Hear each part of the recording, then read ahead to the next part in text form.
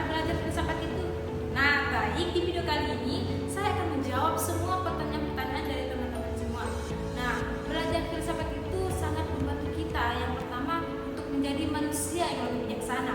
Yang kedua, sangat membantu kita untuk membuat keputusan-keputusan yang lebih baik lagi. Kemudian, filsafat juga membantu kita untuk menghargai keragaman pandangan. Dan tentunya, filsafat sangat membantu kita untuk menemukan makna hidup. Baik, selanjutnya di sini saya akan membahas terkait dengan macam-macam filsafat. Filsafat sebagai sebuah disiplin ilmu yang sangat luas, terbagi menjadi berbagai macam cabang dan aliran yang memiliki fokus dan pendekatan yang berbeda.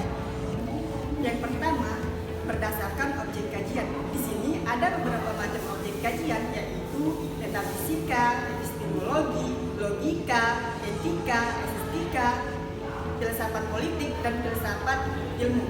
Yang kedua, berdasarkan aliran. Di sini ada beberapa macam aliran, yaitu idealisme, empirisme, dan rasionalisme. Yang ketiga, berdasarkan sejarah. Di sini ada beberapa macam sejarah, yaitu filsafat kuno, filsafat abad pertengahan, filsafat modern, dan filsafat komparatif.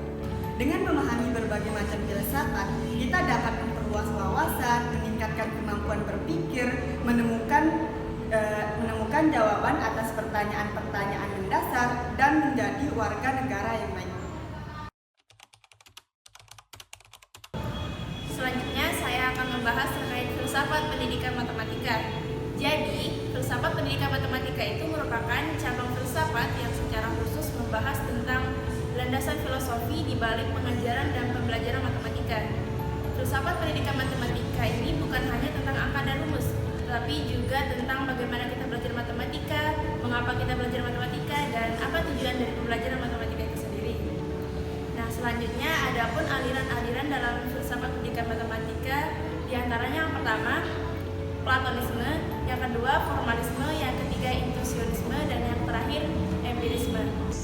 Pemahaman tentang filsafat pendidikan matematika memiliki implikasi yang sangat penting dalam praktik pendidikan matematika.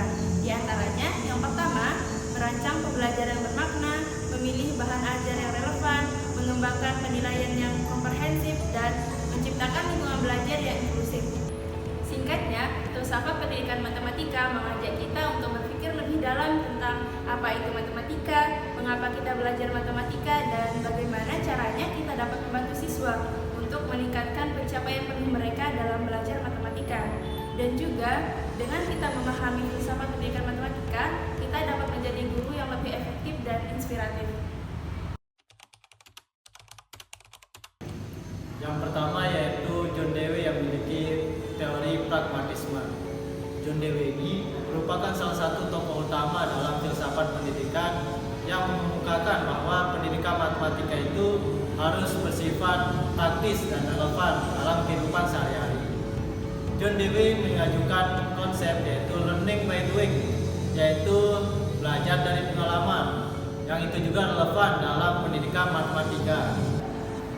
Menurut John Dewey, matematika itu seharusnya tidak hanya mengenai penguasaan teori atau rumus, melainkan bagaimana siswa dapat menggunakan matematika dalam memecahkan masalah yang nyata. Adapun pandangan utama dari John Dewey mengenai matematika, yakni matematika itu tidak boleh hanya dipandang sebagai subjek abstrak saja yang terpisah dalam kehidupan sehari-hari, melainkan harus dilihat sebagai alat yang dapat digunakan dalam memecahkan masalah yang praktis dalam konsep kehidupan siswa. Yang kedua yaitu Jean Piaget konstruktivisme. Jean Piaget adalah seorang psikolog dan epistemolog yang berfokus pada perkembangan kognitif pada anak. Ia mengembangkan konsep konstruktivisme yang menekankan pada pengetahuan termasuk matematika dibangun secara aktif oleh individu melalui interaksi dengan lingkungan. Adapun pandangan utama Piaget tentang matematika, yakni matematika adalah hasil dari proses kognitif yang berkembang secara bertahap dalam diri anak. Piaget berpendapat bahwa anak-anak membangun pemahaman mereka tentang konsep-konsep matematika melalui pengalaman langsung seperti manipulasi objek dan eksperimen mental. Konsep Piaget tentang pendidikan matematika juga yakni pendidikan matematika itu harus mengakomodasi tahap-tahap perkembangan kognitif anak dan memberikan pengalaman yang sesuai dengan tahapan perkembangan mereka.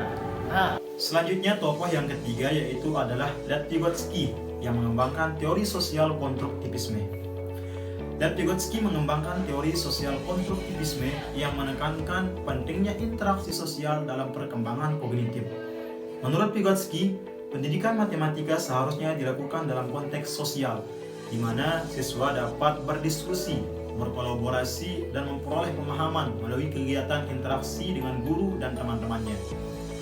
Adapun pandangan utama Vygotsky tentang pendidikan matematika, pengetahuan matematika tidak hanya berkembang melalui pengalaman pribadi, tapi juga pembelajaran yang bersosial, di mana siswa dapat memperoleh pemahaman lebih dalam terkait konsep-konsep matematika melalui kegiatan diskusi dan kolaborasi dengan orang lain.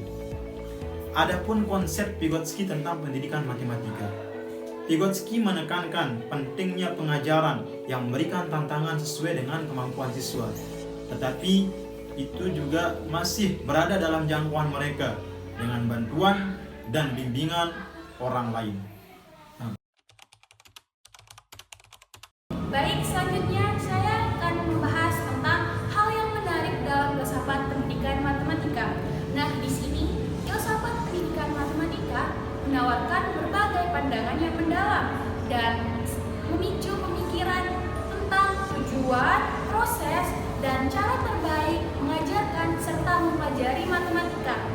Ada beberapa hal yang menarik yang dapat dipelajari dan dipertimbangkan dalam konteks ini, antara lain yang pertama, peran matematika dalam pembentukan cara berpikir kritis, dan yang kedua, hubungan matematika dengan dunia nyata, dan yang ketiga, teknologi dan pembelajaran matematika, dan yang keempat, matematika sebagai bahasa universal.